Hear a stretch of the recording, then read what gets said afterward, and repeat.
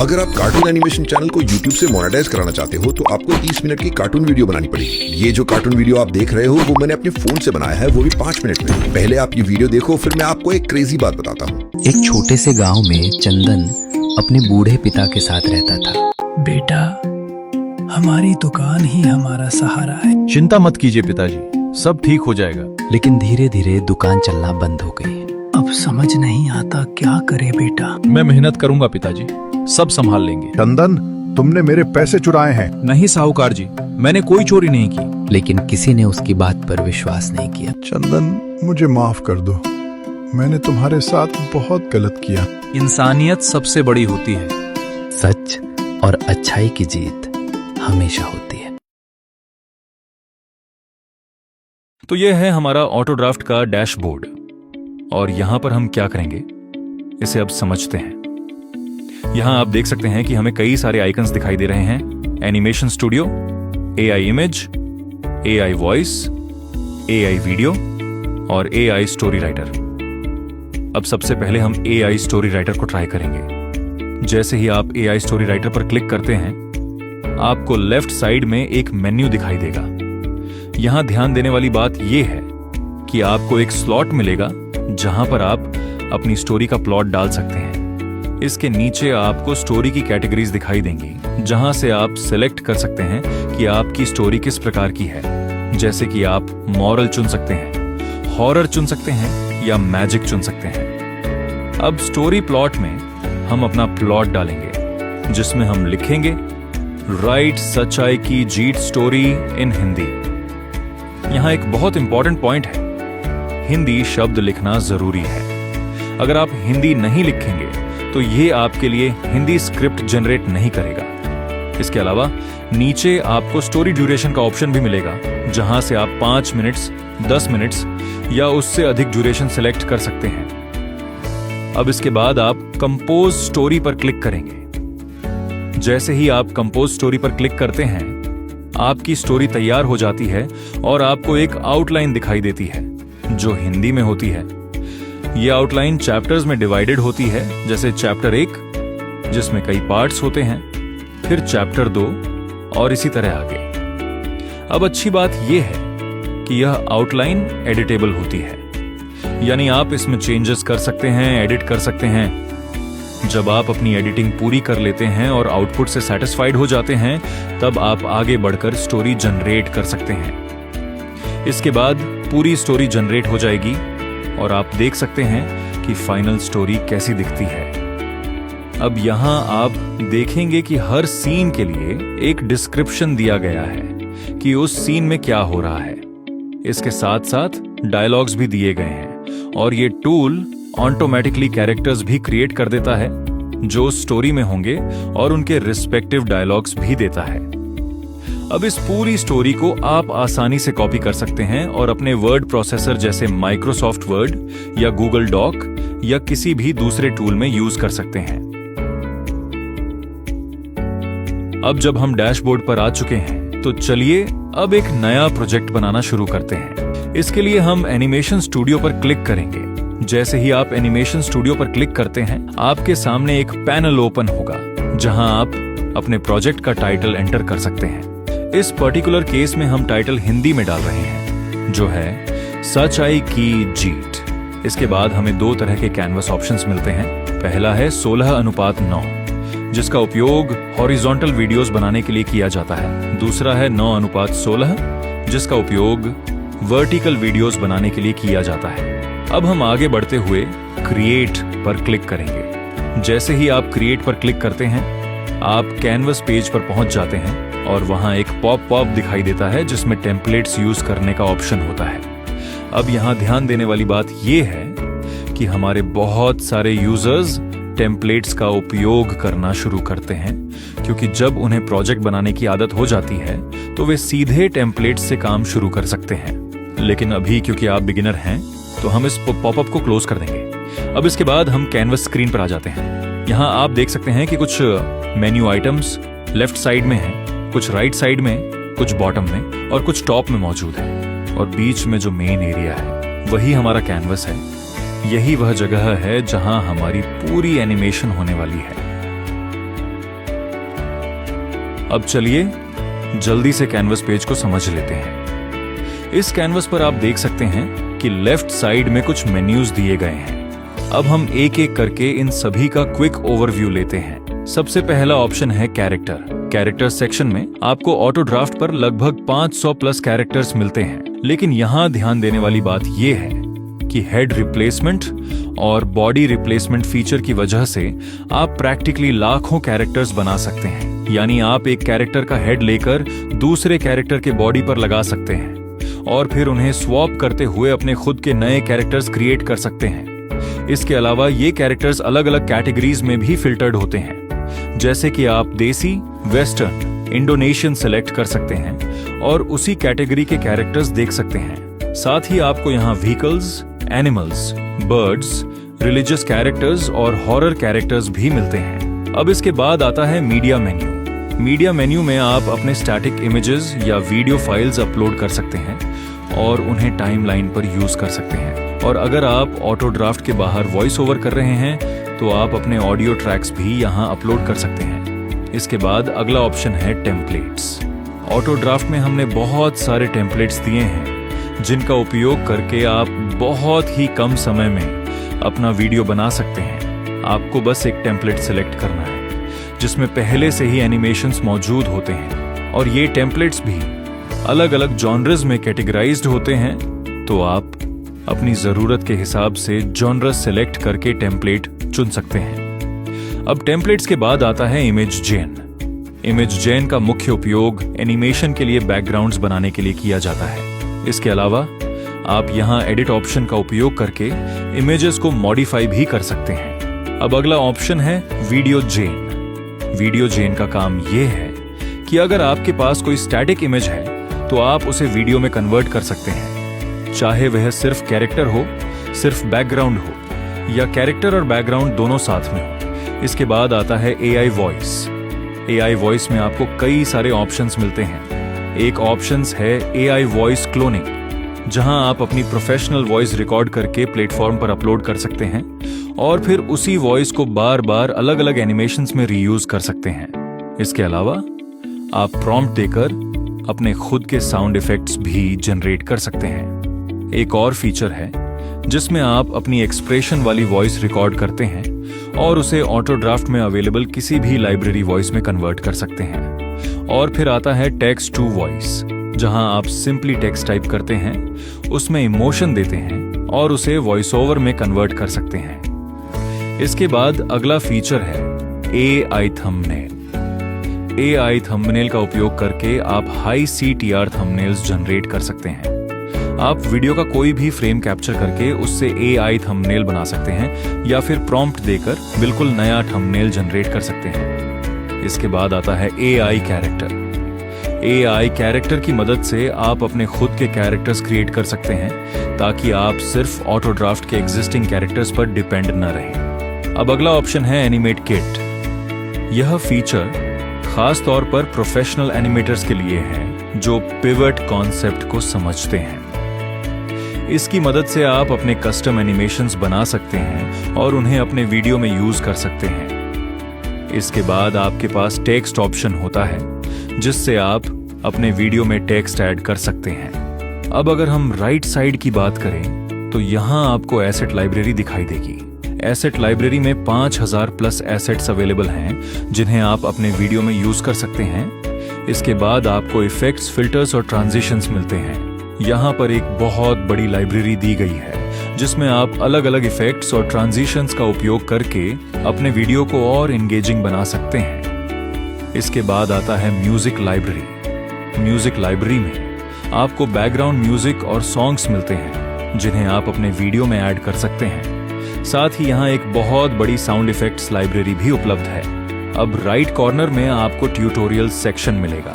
यहाँ auto draft के हर feature के लिए ट्यूटोरियल्स उपलब्ध हैं ताकि कोई भी यूजर कभी भी उन्हें देखकर सीख सके और उस फीचर पर काम कर सके। अब अगर हम टॉप सेक्शन देखें तो वहाँ कुछ आइकॉन्स दिए गए हैं और बॉटम में आपको टाइमलाइन दिखाई देगी। तो ओवरऑल यही वो पेज है जहां हम अपनी पूरी एनिमेशन क्रिएट करने वाले हैं। अब एनिमेशन का सबसे पहला स्टेप होता है वॉइस ओवर बनाना। इसके लिए हम AI वॉइस ऑप्शन पर जाएंगे। यहां पर हमें टेक्स्ट टू वॉइस का ऑप्शन मिलेगा। अब हम अपना डायलॉग यहां पेस्ट करेंगे जो इस समय हिंदी में है। इसके बाद हम नीचे आएंगे और वॉइस सिलेक्ट करेंगे। जो भी वॉइस आपको उस पर्टिकुलर कैरेक्टर के लिए सूटेबल लगे। यहां पर सबसे पहले हम लैंग्वेज सिलेक्ट करेंगे, हिंदी। फिर आप जेंडर सिलेक्ट कर सकते हैं। जैसे ही आप मेल सिलेक्ट करते हैं उसके बाद आप एज ग्रुप भी चूज कर सकते हैं कि आपको किस तरह की उम्र की आवाज चाहिए। अगर आप चाहें तो इसे डिफॉल्ट भी छोड़ सकते हैं। अब यहां आपको कई अलग अलग वॉइसेस सुनने का ऑप्शन मिलेगा। आप एक एक करके सभी वॉइसेस सुन सकते हैं और जो वॉइस आपको सबसे ज्यादा सूटेबल लगे उसे सिलेक्ट कर सकते हैं। इसके बाद हम उस सिलेक्टेड वॉइस को जनरेट करेंगे। अब इसी तरह जो पूरी स्क्रिप्ट हमने स्टोरी राइटर से जनरेट की है उसके सभी डायलॉग्स के लिए हम एक एक करके वॉइस जनरेट करते जाएंगे। यहां एक खास बात ध्यान देने वाली है। आप अपने डायलॉग के आगे स्क्वायर ब्रैकेट्स में इमोशन भी ऐड कर सकते हैं। जैसे ही आप ऐसा करते हैं सिस्टम उसी इमोशन के अनुसार डायलॉग को एक्सप्रेस करेगा। यानी आपने जो इमोशन या एक्सप्रेशन टैग दिया है उसी के हिसाब से वॉइस जनरेट होगी। अब हम इसी तरह सभी वॉइसेस जनरेट करेंगे, चाहे वह मेल हो या फीमेल, और धीरे धीरे हम अपनी पूरी वॉइस लाइब्रेरी तैयार कर लेंगे। इसके बाद हम इन्हीं वॉइसेस को टाइमलाइन पर प्लेस करने वाले हैं। तो इस तरह हम अपने वॉइस ओवर्स जनरेट करते हैं।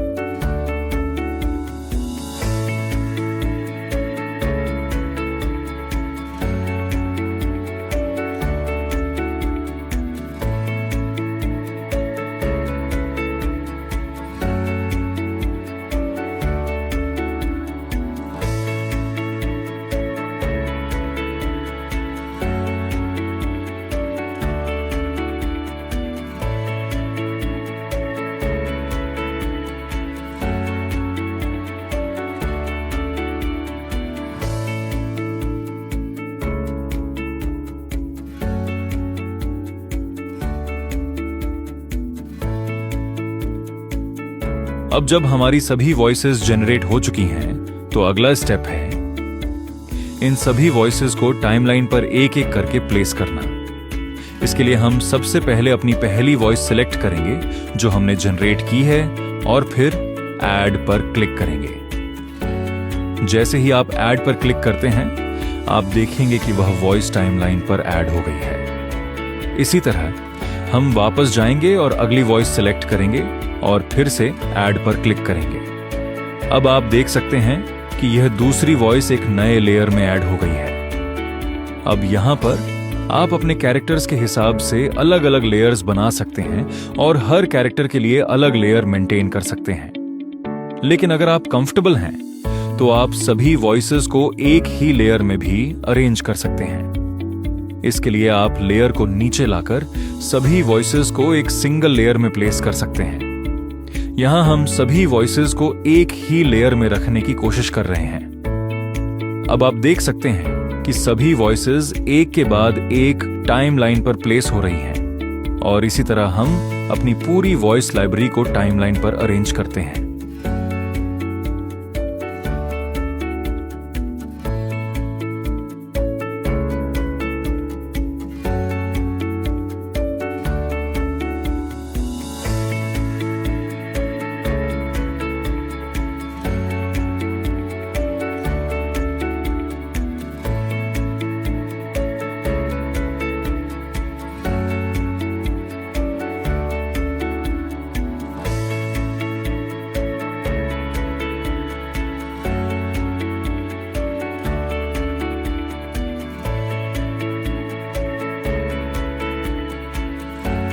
अब समझते हैं कि सीन क्या होता है। सीन एक ऐसी जगह होती है जहां पूरी एनिमेशन या एक्टिविटी एक ही लोकेशन पर होती है। अब हमें क्या करना है, जो भी डायलॉग्स हैं, चाहे वह एक सिंगल डायलॉग ही हो, मल्टीपल डायलॉग्स हों या दो लोगों के बीच कन्वर्सेशन हो रहा हो, हमें उन्हें अलग अलग सीन्स में डिवाइड करना होगा। इसका प्रोसेस बहुत ही सिंपल है। आप देखेंगे कि डायलॉग के ऊपर सीन 1 लिखा हुआ है और उसके पास 3 डॉट्स दिखाई देते हैं। अब आपको उन 3 डॉट्स पर क्लिक करना है। जैसे ही आप क्लिक करेंगे, आपको एक ऑप्शन दिखाई देगा, स्प्लिट सीन। अब यह क्या करेगा, जहां पर आपका कर्सर रुका हुआ है उसी पॉइंट पर सीन स्प्लिट हो जाएगा, यानी कर्सर की पोजीशन के हिसाब से सीन 2 पार्ट्स में डिवाइड हो जाएगा। अब आप यहां देख सकते हैं कि हमने सीन स्प्लिट कर दिया है और टाइमलाइन में जो बाकी डायलॉग था वह अब ऑटोमेटिकली सीन 2 में शिफ्ट हो गया है। अब इसी तरह हम फिर से ऑडियो सुनेंगे और देखेंगे कि सीन 2 कहां पर खत्म होना चाहिए और उसी हिसाब से हम फिर से सीन स्प्लिट करेंगे। इस प्रोसेस को फॉलो करते हुए हम पूरे डायलॉग को अलग अलग सीन्स में डिवाइड करेंगे। तो इस तरह हम ऑडियो ट्रैक के आधार पर अपने सीन्स को स्प्लिट करते हैं।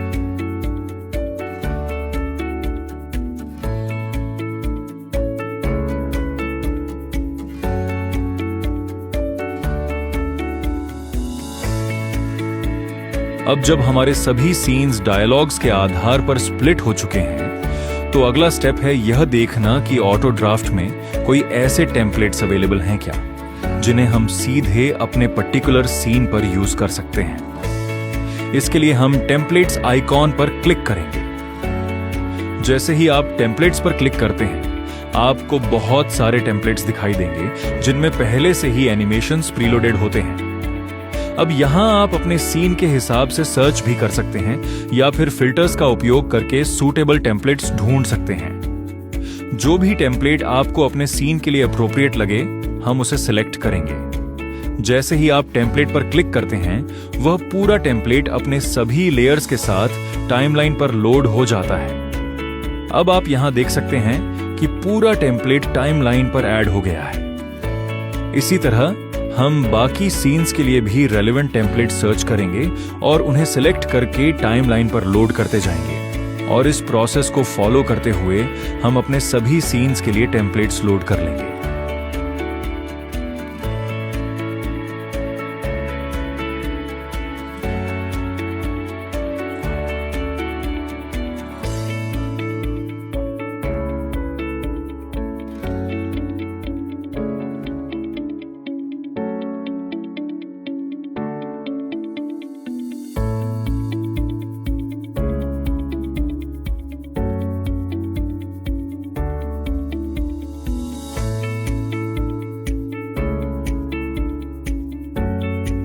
अब आप देख सकते हैं कि सभी टेम्पलेट्स टाइमलाइन पर सक्सेसफुली लोड हो चुके हैं। अब जब हमारे सभी सीन्स लोड हो चुके हैं और सभी ऑडियो भी टाइमलाइन पर प्लेस हो चुकी है, तो अगला स्टेप है टेम्पलेट्स को मॉडिफाई करना।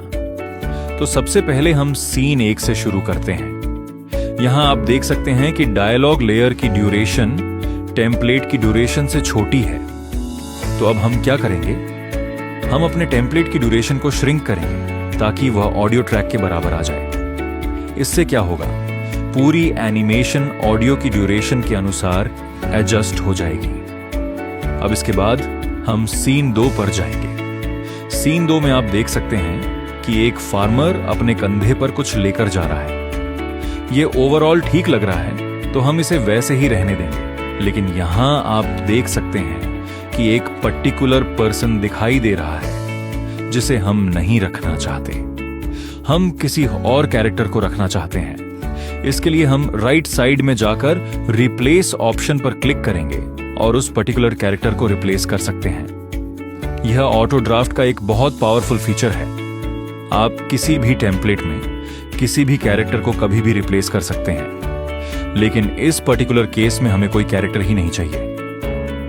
हमें सिर्फ यह बैकग्राउंड चाहिए, वह भी लंबे ड्यूरेशन के लिए। अब आप देख सकते हैं कि ऑडियो की ड्यूरेशन काफी लंबी है, लेकिन टेम्पलेट की ड्यूरेशन उतनी नहीं है। तो हम क्या करेंगे, हम अपने लेयर्स को एक्सटेंड करेंगे ताकि वो ऑडियो की पूरी लेंथ के बराबर हो जाए।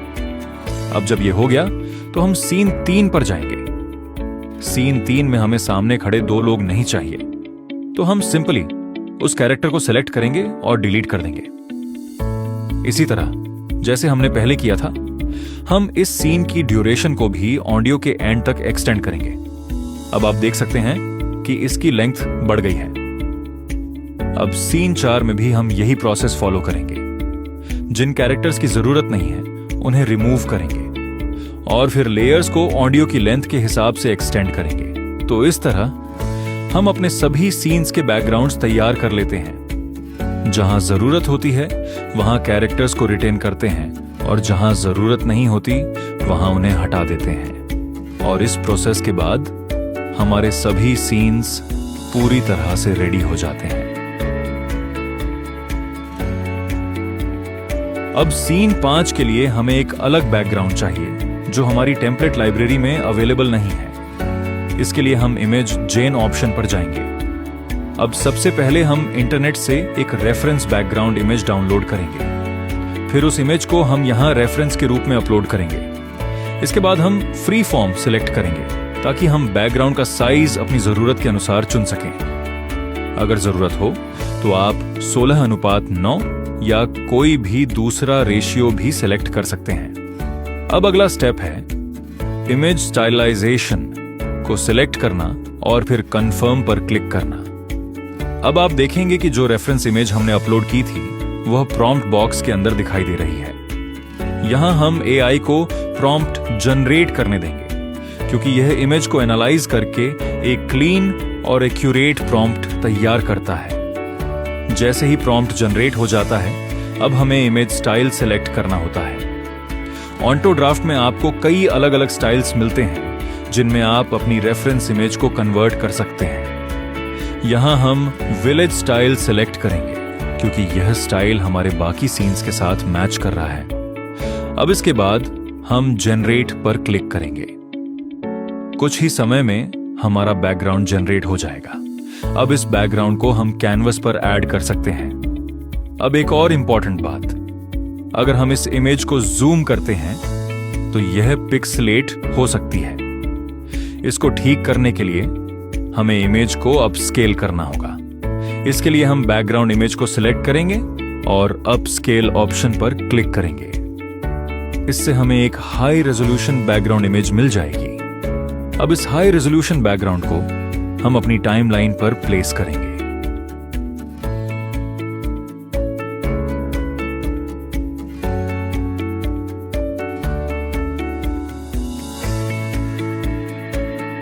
अब जब हमारे सभी बैकग्राउंड्स तैयार हो चुके हैं और अलग अलग सीन्स में डिवाइड हो चुके हैं, तो अब समय है इन सीन्स में कैरेक्टर्स इंट्रोड्यूस करने का। मान लीजिए सीन 1 में हमें कुछ कैरेक्टर्स की जरूरत है। ऑटो ड्राफ्ट में हमें 500 प्लस से भी ज्यादा कैरेक्टर्स मिलते हैं, तो हम अपनी स्टोरी के अनुसार सूटेबल कैरेक्टर्स सेलेक्ट कर सकते हैं। यहां मैंने एक बॉय और एक फार्मर सेलेक्ट किया है।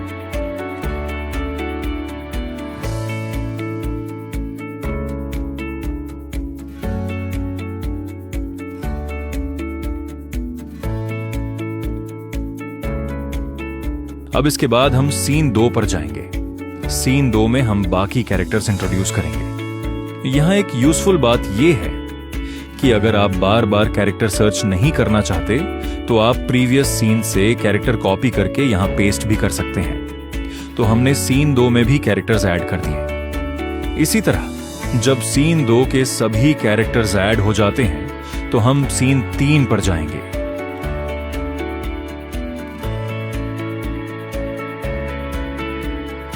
सीन 3 में भी वही कैरेक्टर्स जरूरत के अनुसार ऐड किए जाएंगे। फिर सीन 4 में भी इसी तरह कैरेक्टर्स ऐड होंगे और इसी प्रोसेस को फॉलो करते हुए हम सीन 5 में भी कैरेक्टर्स ऐड कर देंगे।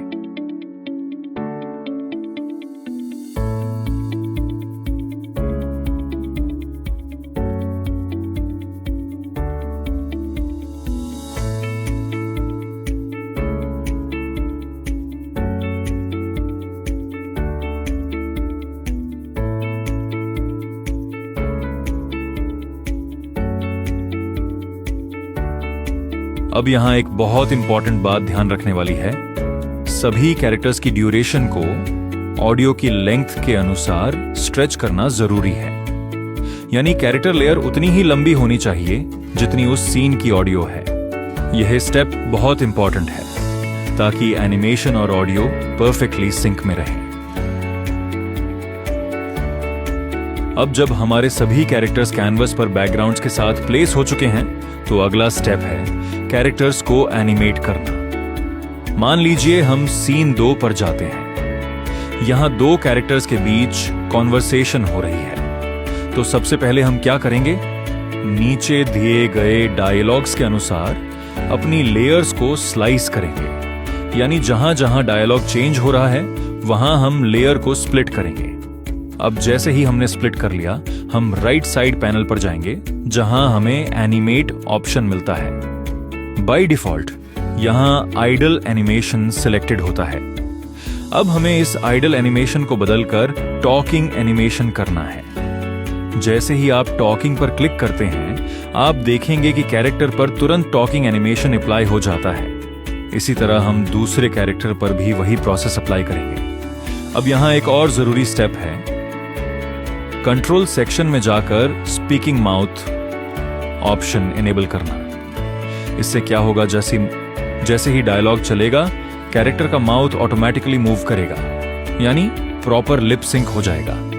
तो इस तरह हम कैरेक्टर्स पर लिप सिंक, एक्सप्रेशंस और एनिमेशंस अप्लाई करते हैं। अब इसके बाद हम सीन 3 पर जाएंगे। सीन 3 में भी कुछ कैरेक्टर्स बात कर रहे हैं, तो हम उन कैरेक्टर्स को सिलेक्ट करेंगे और उन्हें स्पीकिंग एनिमेशन देंगे।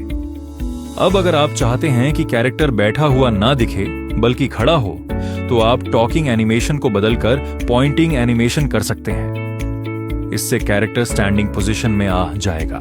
तो इस तरह आप अपनी रिक्वायरमेंट के अनुसार कैरेक्टर एनिमेशंस को मॉडिफाई करते रहेंगे। अब जहां जहां जरूरत हो वहां आपको 3 चीजों पर ध्यान देना है। पहला, एनिमेशन चेंज करना। दूसरा, फेशियल एक्सप्रेशंस को एडजस्ट करना। तीसरा, हैंड एनिमेशंस को मॉडिफाई करना। और अगर जरूरत पड़े तो आप लेग मूवमेंट्स भी बदल सकते हैं सीन के हिसाब से। इसी तरह हम सीन 2 को भी मॉडिफाई करेंगे। यहां लोग शॉक में हैं, तो हम एनिमेट ऑप्शन में जाकर फियर एनिमेशन सेलेक्ट करेंगे। जैसे ही आप फियर सेलेक्ट करेंगे, एनिमेशन तुरंत अप्लाई हो जाएगा। तो इस तरह हम हर सीन में कैरेक्टर्स इंट्रोड्यूस करेंगे और उनके हिसाब से एनिमेशंस अप्लाई करेंगे। अब सीन 5 में भी हम कैरेक्टर्स ऐड करेंगे और जरूरी एनिमेशंस अप्लाई करेंगे। इस तरह पूरी एनिमेशन धीरे धीरे कंप्लीट होती है।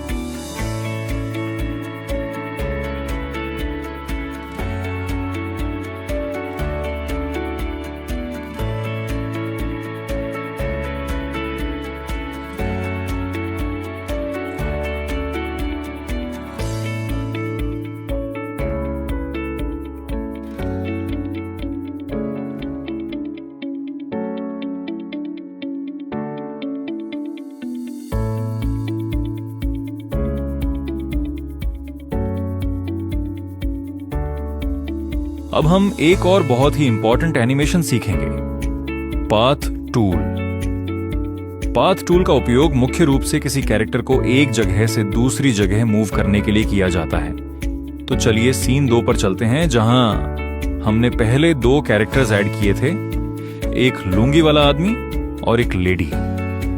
अब हमें दिखाना है कि ये दोनों कैरेक्टर्स शॉप से दूर जा रहे हैं। तो ये हम कैसे करेंगे? सबसे पहले हम इन दोनों कैरेक्टर्स को ऑपोजिट डायरेक्शन में फ्लिप करेंगे या फिर उनका पोज बदलेंगे। अभी ये कैरेक्टर्स आइडल पोज में हैं, तो हम इन्हें बैक पोज में चेंज करेंगे। जैसे ही हम कैरेक्टर को बैक पोज में बदलते हैं, अब हम टॉप में दिए गए ऑप्शंस में पथ सिलेक्ट करेंगे। जब आप कैरेक्टर को सिलेक्ट करते हैं तो एक छोटा पैनल दिखाई देता है जिसमें फ्लिप, पाथ, स्पीड और अन्य ऑप्शंस होते हैं। अब हम पाथ ऑप्शन पर क्लिक करेंगे। जैसे ही आप पाथ पर क्लिक करते हैं, आपको उसी कैरेक्टर का एक ट्रांसलूसेंट वर्जन दिखाई देगा। अब इस ट्रांसलूसेंट कैरेक्टर को आप जहां रखना चाहते हैं वहां प्लेस करें। इसका मतलब यह है कि मेन कैरेक्टर उसी डायरेक्शन में चलेगा और उस पोजीशन तक पहुंचेगा जहां आपने ट्रांसलूसेंट कैरेक्टर रखा है। तो इस तरह आप मूवमेंट डिफाइन कर सकते हैं। अब यही प्रोसेस हम लंजी वाले आदमी के लिए भी करेंगे और इस तरह सीन 2 का मूवमेंट तैयार हो जाएगा। अब हम सीन 3 पर चलते हैं। सीन 3 में हमारा मेन कैरेक्टर पंचायत में एंटर करता है और फिर बात करता है। तो यहां भी हम पाथ टूल का उपयोग करेंगे। हम एक ट्रांसलूसेंट पॉइंट सेट करेंगे जहां से कैरेक्टर की बातचीत शुरू होनी है। फिर हम वीडियो प्ले करके देख सकते हैं कि एनिमेशन सही तरह से हो रहा है या नहीं। अब इसी तरह हम सीन 4 पर जाएंगे।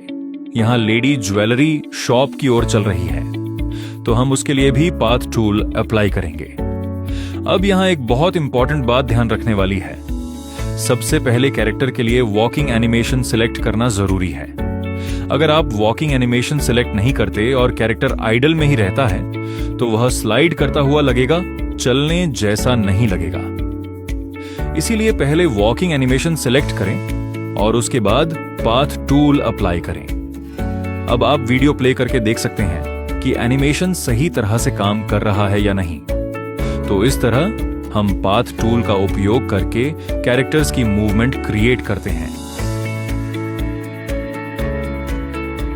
अब अगर हमें ड्रोन शॉट क्रिएट करना है तो उसके लिए हमें करंट शॉट का वाइड एंगल वर्जन चाहिए होगा। इसके लिए हम ऊपर दिए गए AI एडिट ऑप्शन पर क्लिक करेंगे। अब AI एडिट में जाकर हम प्रॉम्प्ट एंटर करेंगे जैसा कि यहां दिखाया गया है। इसके बाद जनरेट पर क्लिक करेंगे।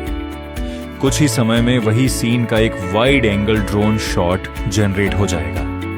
अब हम इस इमेज को डाउनलोड करेंगे और इसे फर्स्ट फ्रेम नाम देंगे। अब अगला स्टेप है करंट फ्रेम को डाउनलोड करना। इसके लिए हम ऊपर दिए गए डाउनलोड फ्रेम ऑप्शन पर क्लिक करेंगे। इस फ्रेम को हम लास्ट फ्रेम नाम देंगे।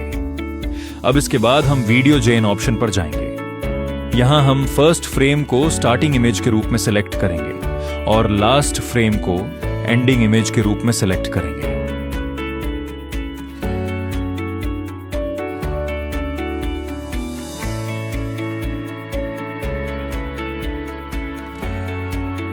अब हम प्रॉम्प्ट एंटर करेंगे जैसा कि स्क्रीन पर दिखाया गया है। यह प्रोसेस एक top to down drone zoom in shot generate करेगा।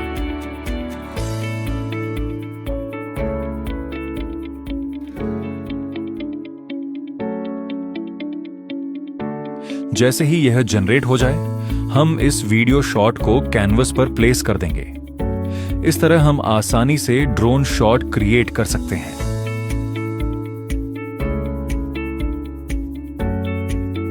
कुछ सीन्स में हमें एसेट्स की जरूरत पड़ती है। इसके लिए आपको किसी दूसरे सॉफ्टवेयर या पोर्टल पर जाने की बिल्कुल जरूरत नहीं है। ऑटो ड्राफ्ट में ही आप अपनी रिक्वायरमेंट के अनुसार एसेट्स आसानी से प्राप्त कर सकते हैं। सबसे पहले आप एसेट लाइब्रेरी में जाकर अपने एसेट को सर्च कर सकते हैं। अगर आपको वहां आपका रिक्वायर्ड एसेट नहीं मिलता है तो आप AI एसेट जनरेटर का उपयोग करके नया एसेट जनरेट कर सकते हैं। जैसे ही आपका एसेट जनरेट हो जाता है, अब अगला स्टेप है उसे कैरेक्टर के साथ अटैच करना। इसके लिए हम प्रॉप ऑप्शन पर क्लिक करेंगे। अब यहां से आप सिलेक्ट करेंगे कि कैरेक्टर के किस हैंड में आपको यह एसेट अटैच करना है। जैसे ही आप क्लिक करते हैं, जो एसेट आपने जनरेट किया है वही यहां दिखाई देगा। अब उस एसेट पर क्लिक करते ही वह कैरेक्टर के साथ अटैच हो जाएगा, लेकिन शुरुआत में यह एसेट सही साइज या पोजीशन में नहीं हो सकता है। तो अब आपको उसकी पोजीशन और साइज को मैन्युअली एडजस्ट करना होगा ताकि वह बिल्कुल नेचुरल और सही लगे।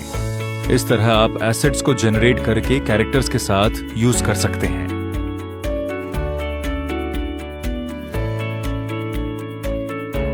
अब हम सीखते हैं कि जहां जरूरत हो वहां इफेक्ट्स, फिल्टर्स और ट्रांजिशंस कैसे ऐड किए जाते हैं। सीन में हमें स्मोक या फॉग जैसा इफेक्ट चाहिए। इसके लिए हम राइट साइड पैनल पर जाएंगे जहां इफेक्ट्स का ऑप्शन होता है। वहां से हम फॉग इफेक्ट सेलेक्ट करेंगे। जैसे ही आप फॉग इफेक्ट ऐड करते हैं, आप देखेंगे कि पूरी स्क्रीन पर हल्का फॉग इफेक्ट आ जाता है। यह इफेक्ट फायर सीन के लिए काफी सूटेबल लगता है। अब इसके बाद हम फिल्टर ऐड करेंगे। इसके लिए हम फिल्टर्स सेक्शन में जाकर विनेट ऑप्शन सेलेक्ट करेंगे। अब आप विनेट फिल्टर की ओपेसिटी को अपने अनुसार एडजस्ट कर सकते हैं। जैसे ही आप इसे एडजस्ट करते हैं, आप देखेंगे कि सीन काफी सिनेमैटिक लगने लगता है। अब इसके बाद हम ट्रांजिशंस ऐड कर सकते हैं। ट्रांजिशंस का उपयोग हम वहां करते हैं जहां सीन में कोई सिग्निफिकेंट चेंज हो रहा हो। उदाहरण के लिए, यहां दोनों कैरेक्टर्स मुड़ते हैं और चलना शुरू करते हैं, तो इस चेंज को हाईलाइट करने के लिए हम एक ट्रांजिशन ऐड कर सकते हैं। इसी तरह आप सीन्स के बीच या किसी सीन के अंदर भी ट्रांजिशंस ऐड कर सकते हैं जहां आपको लगे कि बदलाव को विजुअली बेहतर दिखाना जरूरी है। तो इस तरह हम इफेक्ट्स, फिल्टर्स और ट्रांजिशंस का उपयोग करके अपने वीडियो को और भी एंगेजिंग बना सकते हैं। अब जब हमारे सभी शॉट्स तैयार हो चुके हैं, तो चलिए कैमरा ऐड करते हैं ताकि वीडियो और भी डायनामिक लगे। कैमरा का उपयोग करके हम जूम इन, जूम आउट और पैनिंग जैसे इफेक्ट्स क्रिएट कर सकते हैं। जैसे ही आप कैमरा टूल पर क्लिक करते हैं, आपको कैमरा ए दिखाई देगा। कैमरा ए कैमरा मूवमेंट का स्टार्टिंग पॉइंट होता है। अब जैसे ही आप पाथ सिलेक्ट करते हैं, कैमरा बी दिखाई देगा। कैमरा बी कैमरा मूवमेंट का एंड पॉइंट होता है। अब सीन 2 में हम झूम आउट इफेक्ट इंट्रोड्यूस करना चाहते हैं। इसके लिए हम कैमरा ए को क्लोजअप पर रखेंगे और कैमरा बी को थोड़ा वाइड रखेंगे। अब जब आप प्ले करेंगे तो आपको एक स्मूथ जूम आउट इफेक्ट दिखाई देगा। अब ध्यान देने वाली बात यह है कि एक ही सीन में आप मल्टीपल कैमरा मूवमेंट्स भी ऐड कर सकते हैं, जिससे सीन और भी इंटरेस्टिंग लगे। इसी तरह हम सीन 3 में भी झूम आउट इफेक्ट इंट्रोड्यूस करेंगे। कैमरा इफेक्ट का उपयोग करके आप कट शॉट्स या पैनिंग इफेक्ट्स भी बना सकते हैं। तो इस तरह कैमरा टूल का उपयोग करके आप अपने वीडियो को और भी प्रोफेशनल और एंगेजिंग बना सकते हैं।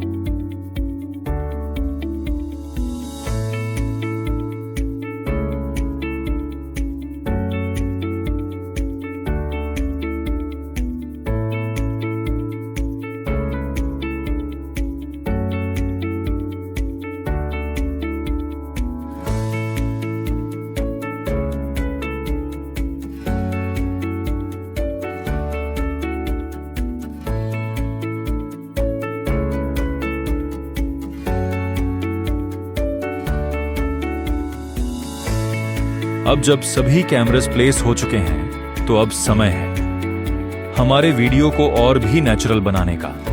इसके लिए हमें नेचुरल साउंड इफेक्ट्स ऐड करने होंगे। ऑटो ड्राफ्ट में आप ये साउंड इफेक्ट्स बहुत आसानी से जनरेट कर सकते हैं। इसके लिए हम AI वॉइस ऑप्शन पर जाएंगे, जहां आपको साउंड इफेक्ट्स का ऑप्शन मिलेगा। जैसे ही आप उस पर क्लिक करते हैं, एक नया पैनल ओपन होगा। यहां आप अपने साउंड इफेक्ट के लिए प्रॉम्प्ट लिख सकते हैं। उदाहरण के लिए, हमें यहां बर्ड चर्पिंग विलेज मॉर्निंग का साउंड इफेक्ट चाहिए, तो हम प्रॉम्प्ट टाइप करेंगे, फिर साउंड इफेक्ट की ड्यूरेशन सेलेक्ट करेंगे और उसके बाद जेनरेट पर क्लिक करेंगे। कुछ ही समय में आपका रिक्वायर्ड साउंड इफेक्ट जेनरेट हो जाएगा। अब आप इस साउंड इफेक्ट को टाइमलाइन पर ऐड कर सकते हैं और अपनी जरूरत के अनुसार उसकी लेंथ एडजस्ट कर सकते हैं। अब यहां एक बहुत इंपॉर्टेंट बात ध्यान देने वाली है। साउंड इफेक्ट का वॉल्यूम हमेशा डायलॉग से कम होना चाहिए, ताकि डायलॉग क्लियरली सुनाई दे और साउंड इफेक्ट सिर्फ उसे कॉम्प्लीमेंट करे, उसे ओवर पावर न करे। तो इस तरह हम साउंड इफेक्ट्स ऐड करके अपने वीडियो को और भी रियलिस्टिक बनाते हैं।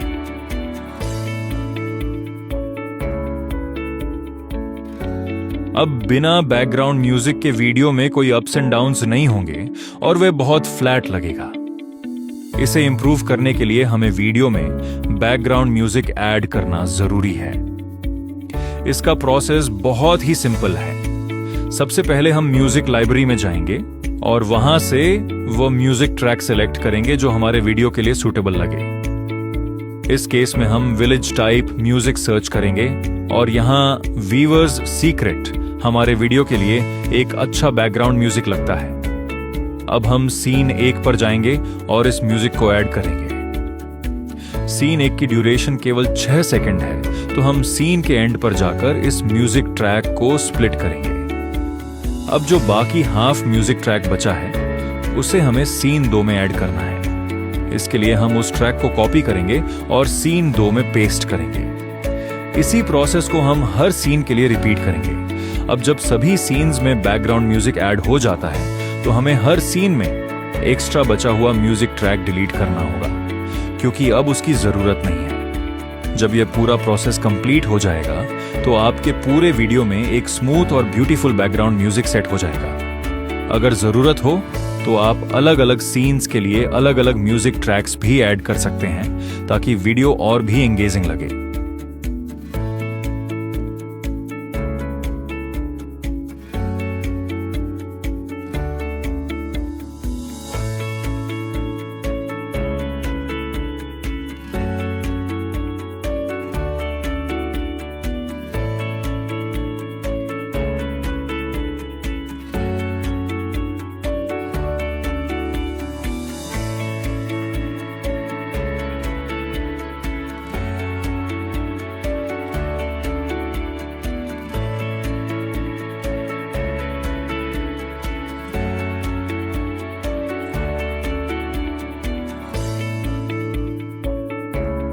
सिर्फ वीडियो बनाना ही काफी नहीं है अगर आपको YouTube पर अच्छा कमाना है। इसके लिए एक high CTR click through rate thumbnail होना बहुत जरूरी है ताकि लोग आपके वीडियो पर क्लिक करें। ऑटो ड्राफ्ट आपको हाई CTR थंबनेल जनरेट करने की सुविधा देता है। इसके लिए सबसे पहले हमें एक ऐसा फ्रेम सिलेक्ट करना होता है जो यूजर्स में मैक्सिमम क्यूरियोसिटी पैदा करे।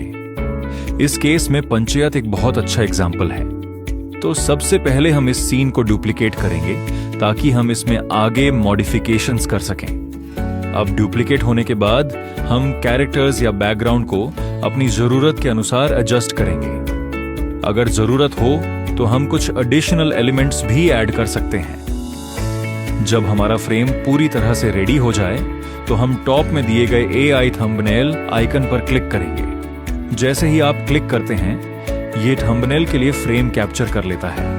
अब हम जनरेट प्रॉम्प्ट पर क्लिक करेंगे ताकि AI इमेज को एनालाइज करके एक प्रॉपर प्रॉम्प्ट बना सके। यह प्रॉम्प्ट इमेज के सभी एलिमेंट्स को ध्यान में रखकर जनरेट होता है। इसके बाद हम अपनी स्टोरी का टाइटल ऐड करेंगे जो थंबनेल पर दिखाई देगा। इस केस में हम सच्चाई की जीत ऐड कर रहे हैं। अब हम थंबनेल स्टाइल सिलेक्ट करेंगे। इस केस में हम मोरल स्टाइल सेलेक्ट कर रहे हैं। अब जनरेट थंबनेल पर क्लिक करेंगे। कुछ ही समय में एक हाई CTR थंबनेल जनरेट हो जाएगा जिसमें एग्जेजरेटेड एक्सप्रेशंस होंगे जो क्लिक बाइट थंबनेल बनाने में मदद करते हैं। इस थंबनेल को आप सीधे YouTube पर अपलोड करने के लिए यूज कर सकते हैं।